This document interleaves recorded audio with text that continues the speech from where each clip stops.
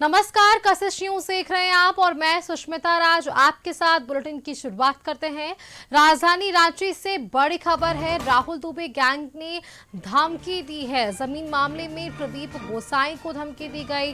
WhatsApp call और message से धमकी दी गई है। प्रति डिसमिल जमीन पर 20,000 की रंगदारी की गई है।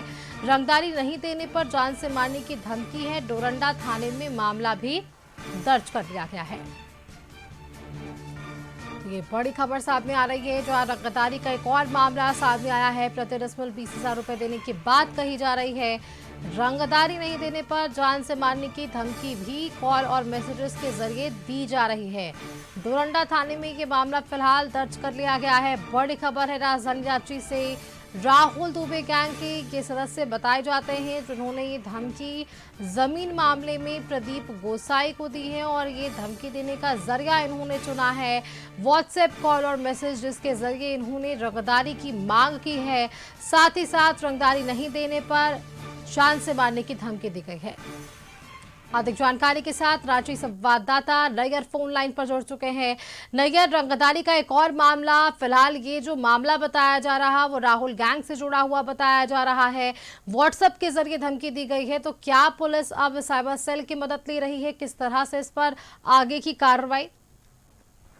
देखिए, ये मामला जमीन से जुड़ा हुआ है, जहां एक राहुल दुबे गैंग है, उनके द्वारा प्रदीप गोसाई नामक व्यक्ति को धमकी दी गई है। और यह धमकी जो दी गई है, प्रति डिसमिल जमीन जो मांगी, जो प्रति डिसमिल जमीन है वो 20,000 रुपए रंगदारी मांगी गई है।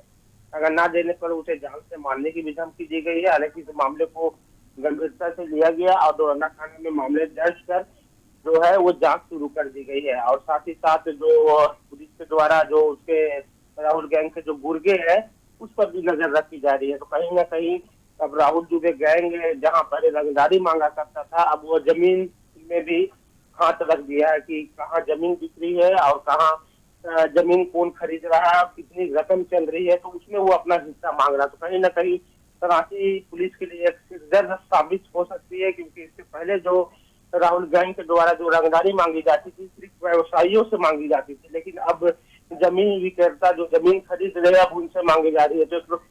तो रांची पुलिस के लिए नई कड़ी इस तरह से हम कह सकते हैं सामने आ गई है, जिसे पुलिस को खुलासा करना अब देखने वाली बात होगी सुष्मिता, कि पुलिस इसे अब कितनी गंभीरता से लेती है और उसके जो राहुल दुबे के गैंग के जो गुर्गे है उसे कब गिरफ्तार करती है, देखने वाली बात होगी सुष्मिता।